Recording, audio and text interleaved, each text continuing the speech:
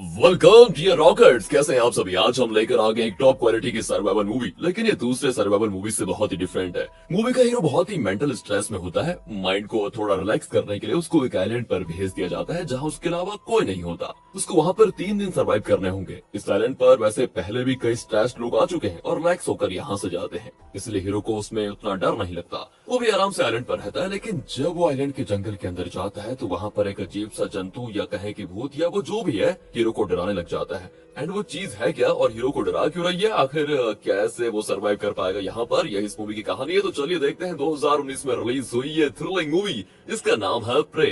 बाकी फुल मजा लेने के लिए वीडियो को एंड तक जरूर देखेगा। तो मूवी की शुरुआत में कुछ फोटोग्राफ्स को दिखाते हैं और ये बताया जाता है कि कई साल पहले एक आइलैंड पर एक प्रीस्ट और उसकी वाइफ मिशनरीज के तौर पर आए हुए थे। यानी वो इस आइलैंड में क्रिश्चियनिटी का प्रचार करने आए थे। उनकी एक छोटी बेटी भी थी। वहाँ के नेटिव्स को ना पहले इनकी बातें तो समझ में नहीं आती, लेकिन फिर धीरे धीरे जब इनकी बनती है तो वो इनकी बातें स्वीकार करने लगे थे। वक्त के जाते ही कपल वहाँ पर एक चर्च बनाने में भी सफल हो गए थे और सब कुछ बढ़िया चल रहा था। पर अचानक एक दिन नेटिव्स को लगता है कि ये लोग उनके धार्मिक विश्वासों को छुटलवाने की कोशिश कर रहे हैं, इसलिए वो उस कपल पर हमला करके चर्च को भी जला देते हैं। एक फोटो में दिखाते हैं कि उन लोगों ने कुछ डरावने मास्क पहन रखे थे। कट करके मूवी के हीरो टॉबी को दिखाते हैं जो दिन रात मोबाइल देखता रहता है। उसके पापा कार रिपेयर करने में उसकी मदद करना चाहते हैं, लेकिन वो इन्हें इग्नोर कर देता है। उसके पापा बेचारे अकेले कार को रिपेयर कर रहे होते हैं कि अचानक होता यह है, मास्क पहने हुए कुछ लोग उन्हें चाकू से मारकर कार को चुरा कर लेकर जाते हैं। टॉबी को पापा के चिल्लाने की आवाज भी नहीं आती क्योंकि वो ईयरफोन पहनकर आराम से म्यूजिक सुन रहा था। लेकिन अब कार के जाने की आवाज तो उसको सुनाई देती है।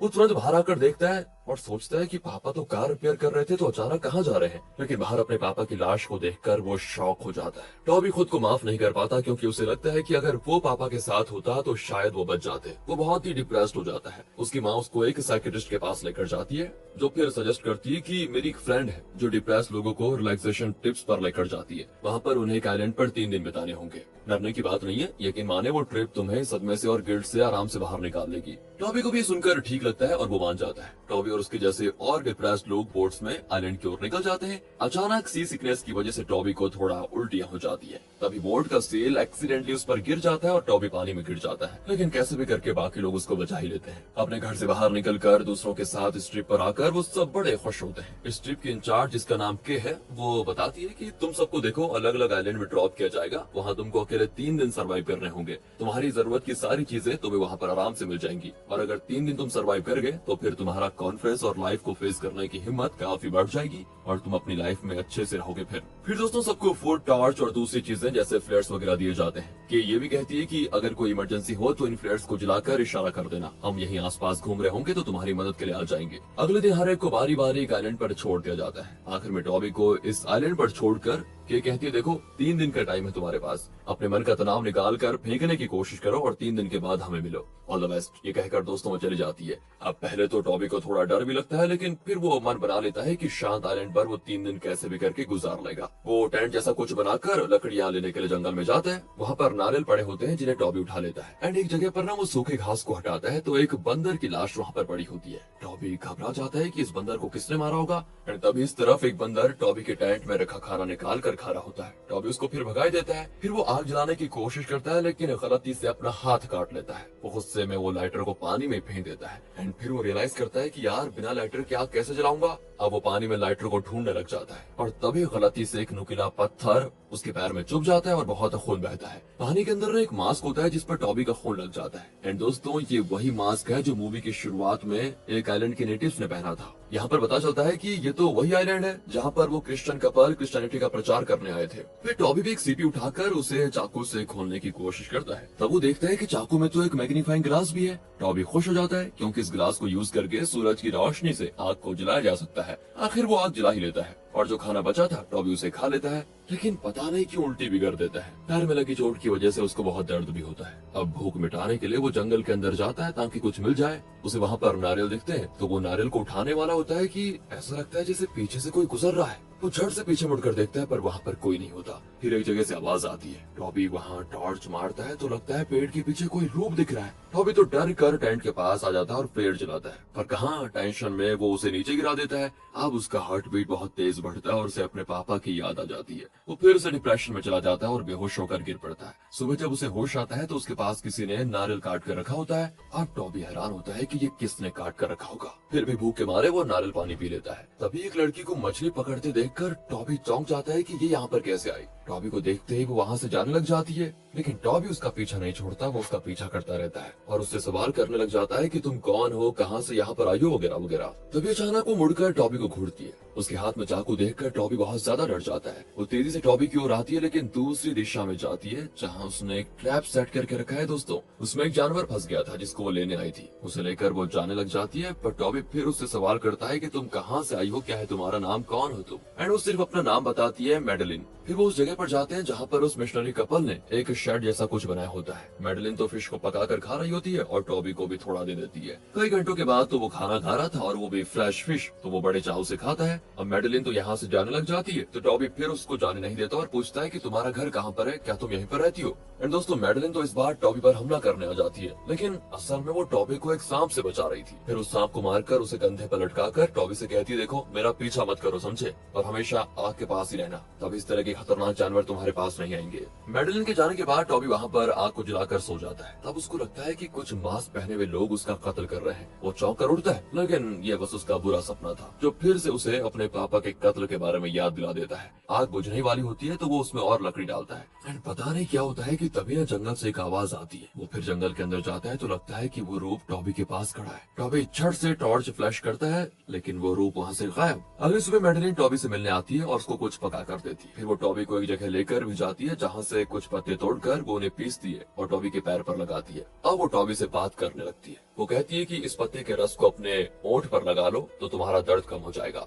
कहकर वो टॉबी के ओंठों पर लगाती है और वाकई उसके पैर का दर्द कम हो जाता है। यार, दोनों जंगल में आराम से घूमने लग जाते हैं। मैडेलिन बताती है कि बचपन से वो अपने पेरेंट्स के साथ इसी आइलैंड पर आई थी, लेकिन उसके पापा के मरने के बाद वो और उसकी माँ यहीं पर रहने लगी। अपने बारे में ये बातें शेयर करके वो टॉबी को मछली पकड़ना और वेपन्स बनाना सिखाती है, जिससे यहाँ पर शिकार किया जाए। टॉबी भी उसे इंटरनेट और दूसरी चीजों के बारे में बताता है। अब जब मैडेलिन के जाने का वक्त आता है तो टॉबी कहता है, मैं तुम्हारे घर आना चाहता हूँ, आ सकता हूँ क्या? लेकिन मैडेलिन मना कर देती है कि अगर मेरी माँ ने तुम्हें देख लिया तो तुम्हें जान से मार डालेंगी। जाओ, अब तुम जाओ, मैं कल तुमसे मिलने आऊंगी। टॉबी उसे बताता है कि कल मुझे यहाँ से ले जाने के लिए हमारे ट्रिप के इंचार्ज आ जाएंगी, फिर न जाने मैं तुमसे कभी मिल पाऊंगा या फिर नहीं। अब ये सुनकर मैडेलिन थोड़ा नाराज हो जाती है कि मुझे ये बात तुमने पहले क्यों नहीं बताई। वो गुस्से में अपना हाथ छुड़ाकर एक बड़े पेड़ के अंदर भाग जाती है एंड उस रात के टॉबी के इस आइलैंड पर आती है, लेकिन टेंट के अंदर वो होता नहीं कि जंगल के अंदर उसे पुकारती हुई जाने लग जाती है। वहाँ पर अजीब व गरीब आवाजें सुनकर वो घबराई जाती है। अचानक किसी चीज को देखकर वो चौंक कर गिर पड़ती है। उसका टॉर्च भी दूसरी तरफ गिर पड़ता है। वो उसको ढूंढने जाती है तो पीछे से कोई उस पर टॉर्च मार देता है। अब के को तो लगता है कि शायद वो टॉबी है। वो चिल्लाती है कि अरे ये क्या खेल है तुम्हारा, जंगल से बाहर आ जाओ।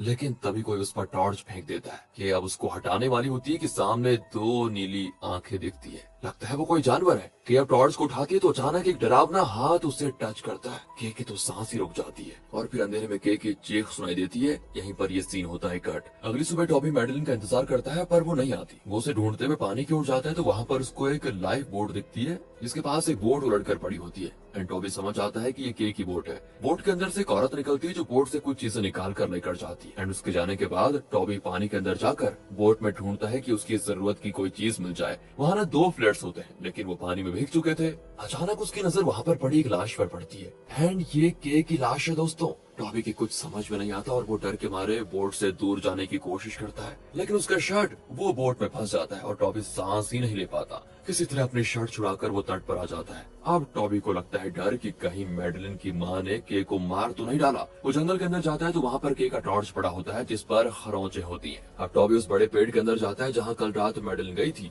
उसके अंदर तो एक बहुत बड़ी गुफा होती है जहाँ पर चमगादड़ों की आवाजें आती है। एंड टॉबी के पीछे दोस्तों हमको वही रूप दिखता है, लेकिन टॉबी मुड़ता है तो वो वहाँ से गायब हो जाता है। वो और अंदर जाता है तो वहाँ पर अजीब ड्राइंग्स बने होते हैं। वो फिर उन सबको पार करके किसी दूसरी तरफ पहुंच जाता है जहाँ पर कहीं टूटे हुए घर दिखते हैं। टॉबी यहाँ पर हर तरफ मैडेलिन को ढूंढने लग जाता है। वहाँ पर एक बकरी खड़ी होती है, लेकिन अचानक कोई उसकी गर्दन पर तीर चला देता है। वो असल में दोस्तों मैडेलिन की माँ है। उसको देखकर टॉबी जल्दी से छुप जाता है और दूसरी तरफ एक लकड़ी का केबिन देखकर टॉबी उसके अंदर घुस जाता है। शायद मैडेलिन यहीं पर रहती है। वहाँ एक बॉक्स के अंदर कुछ पासपोर्ट्स होते हैं। पास में मैडेलिन और उसके पेरेंट्स की फोटो होती है। मैडेलिन के पापा वही प्रीस्ट थे दोस्तों जो इस आइलैंड में क्रिश्चियनिटी का प्रचार करने आए थे। टॉबी वहाँ पर एक गैसोलीन सिलेंडर को भी देख लेता है। अचानक किसी की आहट सुनकर वो पलंग के नीचे छुप जाता है। तब मैडेलिन और उसकी माँ वहाँ पर आती है। मैडेलिन की माँ उसे कुछ बेरीज को पीस कर देती है, लेकिन मैडेलिन खाने से इनकार कर देती है। उसकी माँ उसको डांटती भी है कि कहीं बाहर मत जाना तुम। टॉबी पलंग के नीचे एक मास्क को देखता है और समझता है कि मैडेलिन की माँ ही ये मास्क पहनकर उसको डरा रही थी। कुछ देर के बाद उसकी माँ जब बाहर जाती है तो मैडेलिन टॉबी को देख लेती है। वो उसको डांटती है कि तुम यहाँ पर क्यों आए? अगर माँ ने देख लिया तो वो तुमको जिंदा नहीं छोड़ेंगी। जाओ तुम बाहर जाओ यहाँ से, मैं तुम्हें कल मिलूंगी। टॉबी भी चला जाता है और मछली पकड़ कर खाता है। तभी कुछ दूर पर कोई लाइट से इशारा कर रहा होता है एंड अब टॉबी को लगता है कि कोई उसे रेस्क्यू करने आया होगा। वो भी अपनी तरफ से यहाँ आग चलाकर इशारा कर देता है। अब रात को टॉबी सोने की कोशिश करता है तो मैडेलिन आ जाती है। उसको देखकर तब टॉबी खुश होता है, लेकिन वो मैडेलिन को बताता है कि तुम्हारी माँ ने हमारे इंचार्ज के का कत्ल कर दिया है, पता है तुम्हें? अब मैं यहाँ पर सेफ नहीं हूँ। जल्द से जल्द मुझे यहाँ से कोई लेने जरूर आएगा। इस पर मैडेलिन उसकी गोद में सर रख लेती है और रोते हुए कहती है कि जब मैं छोटी थी तो अपनी माँ पापा के साथ यहाँ पर आई। पापा यहाँ पर क्रिश्चियनिटी का प्रचार कर रहे थे और मैं यहाँ के नेटिव्स के बच्चों के साथ बड़े मजे से खेलती थी। लेकिन अचानक एक दिन अजाने क्या हुआ, मैंने खुद को एक कोने में बैठे हुए पाया और मेरे ऊपर खून लगा हुआ था। तब माँ वहाँ पर आई तो वो खून से लथपथ मेरे सामने खड़ी थी। लगता है उन्होंने पापा का और दूसरे नेटिव्स का खात्मा कर दिया था। मैं बहुत डरी भी थी। आज भी मैं डर डर के अपनी माँ के साथ रह रही हूँ। टॉबी उसको कहता है कि देखो तुम घबराओ मत, कल जब मेरे लिए कोई बोट लेकर आएगा तो तुम भी मेरे साथ चली आना। अब ये सुनकर मैडेलिन बड़ी खुश होती है और कल सुबह इस जगह मिलने का वादा करके चली जाती है। सुबह टॉबी को एक प्लेन दिखता है, लेकिन वो बिना रुके चला जाता है। तब टॉबी को एक पुराना लाइट हाउस दिखता है। वो वहाँ अंदर जाता है तो पता चलता है कि उसका इंजन खराब है। फिर उसको अपने पापा की बात याद आ जाती है, जिन्होंने उसे सिखाया था कि कार इंजन को कैसे ठीक किया जा सकता है। उसी तरीके से वो भी इसको ठीक करने की कोशिश करता है। अब इसके जनरेटर को गैसोलीन की जरूरत पड़ेगी और तब टॉबी को याद आता है कि उसने मैडेलिन के घर में गैसोलीन सिलेंडर देखा था। फिर वो टेंट की ओर आता है तो वहाँ पर एक और लड़का होता है। ये भी ट्वाई की तरह ट्रिप पर आया है। इसका नाम दोस्तों डेविड है। इसे तो दूसरे आइलैंड पर ड्रॉप किया गया था, लेकिन कल जब के नहीं आई तो वो घबरा गया। तब उसने इस आइलैंड पर आग को जलते हुए देखा और लकड़ियों की एक छोटी नाव बनाकर वो यहाँ पर आ गया। वो कहता है कि अब हम दोनों साथ में यहाँ से निकल जाएंगे। पर टॉबी कहता है कि यहाँ पर एक लड़की कई सालों से फंसी हुई है, मैं उसको लेकर आता हूँ और हम फिर साथ में चलेंगे। कहकर वो जाता है मैडेलिन को लेने के लिए। पर वहाँ मैडेलिन की माँ भाले से उस पर हमला कर देती है और पूछती है कि तुम कौन हो, यहाँ पर कैसे आए? लेकिन टॉबी खुद को छुड़ाकर भाग जाता है। मैडेलिन की माँ उसका पीछा करती है, लेकिन एक ट्रैप में वो फंस जाती है। एक नुकीली लकड़ी उसके सर पर लगती है और वो बुरी तरह घायल हो जाती है। तब टॉबी कहता है कि तुमने यहाँ के नेटिव्स को मार डाला और अपने पति को भी मार डाला, अब मरो यहीं पर। तभी मैडेलिन की माँ एक खतरनाक सच रिवील करती है कि बेटा मैंने किसी को नहीं मारा, वो सारे कत्ल मेरी बेटी ने किए थे। और ये सुनकर टॉबी हो जाता है सुन। यहाँ फ्लैशबैक में दिखाते हैं कि मैडेलिन के पेरेंट्स यहाँ पर क्रिश्चियनिटी का प्रचार करने आए थे, लेकिन इन्होंने जो चर्च बनाया था वहाँ इस आइलैंड के नेटिव्स शैतान की पूजा करने लगे और भेड़ बकरियां और दूसरे जानवरों की बलि चढ़ाने लग गए। पूजा के बीच जब मैडेलिन की फैमिली वहाँ आई तो नेटिव्स ने कहा कि आप यहाँ से चले जाइए, लेकिन मैडेलिन के पापा जो कि एक प्रीस्ट थे, उन्हें इनकी पूजा से इनकार था और वो कहने लगे कि इस चर्च में भगवान की पूजा होनी चाहिए, शैतान की नहीं। इनकी बहस के बीच मैडेलिन अंदर चली जाती है और तब शैतानी शक्ति उसके अंदर घुस जाती है और उसी दिन से मैडेलिन खतरनाक शैतान बन गई। उसी ने चर्च को जलाया, उसी ने नेटिव्स को भी मार डाला, पर उसने अपनी माँ को नहीं मारा। इतने साल तक उसकी माँ ने मैडेलिन को इस आइलैंड से कहीं बाहर नहीं जाने दिया ताकि बाहर की दुनिया इस शैतानी शक्ति से बची रहे। इतना सब कुछ बताकर वो टॉबी को कुछ बेरीज देती है और कहती है कि इसे पीस कर उसको दोगे तो वो थोड़ा शांत रहेगी। और हाँ, उसे रोशनी से सख्त नफरत है, इसलिए तुम रोशनी या आग के पास ही रहना और उससे बचकर इस आइलैंड को छोड़कर चले जाना। कहकर वो दम तोड़ देती है। अब लगता है टॉबी को डर, उसकी हालत खराब। कितने दिन वो एक शैतान के साथ रहा। यहाँ डेविड को कोई आवाज आती है। वो उसी दिशा में जाता है तो एक कंकाल वहाँ पड़ा होता है। इतने में दूसरी तरफ से वो शैतान यानी मैडेलिन उस पर हमला करके मार डाल दिया उसे। एंड जब टॉबी लौटता है तो डेविड का खून देखकर वो समझ आता है कि पक्का मैडेलिन ने इसको मारा होगा। वो बहुत दुखी होता है। तभी मैडेलिन वहाँ पर आ जाती है। अब टॉबी को देखकर वो जरा शांत हो जाती है और रोशनी की वजह से उसका शैतानी रूप गायब हो जाता है और वो एकदम नॉर्मल लड़की दिखती है। फिर वो अपनी माँ की लाश को उठा लेती है और पूछती है कि ये किसने किया। टॉबी कहता है कि मैंने किया ताकि वो तुम्हें मेरे साथ आने से रोक न पाए। अब ये सुनकर मैडेलिन बड़ी खुश होती है और टॉबी को किस करने लग जाती है। इसी बीच मैडेलिन की माँ ने टॉबी को जो बेरीज दिए थे वो गिर जाते हैं। मैडेलिन उसको देख लेती है और दोबारा शैतान बनकर टॉबी को खत्म करने की कोशिश करती है। लेकिन तब तक टॉबी मैडेलिन पर हमला कर देता है, फिर उन बेरीज को पीस कर उसके मुंह पे लगा देता है और वहां से लाइट हाउस की ओर बढ़ता है।